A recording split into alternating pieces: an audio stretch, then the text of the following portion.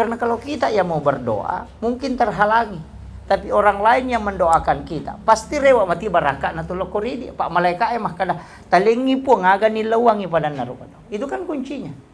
Jadi ako meki madising, tilaw doang kita we madising supaya kesehatan itu kita, malaikat yang mendoakan kita.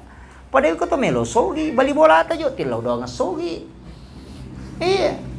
Po tapasogi bali bola ko, makanya malaikat po taleti pada ronil lawangin gitu kan makiro. Yo pwede sesa din ang kanilo doang ang bali bola tasogi, itu maka na makakaji bali bola kan di naman. Jangan. Saling mendoakan orang itu penting. Makanya ulama kita mengatakan melangitkan doa. Itu yang banyak orang tidak paham apa maksudnya melangitkan doa. Usahakan doa itu yang dari langit kita butuhkan. Bukan kita angkat ke langit. Bukan. Doanya langit. Itu yang disebut melangitkan doa. Artinya doa langit yang kita tunggu.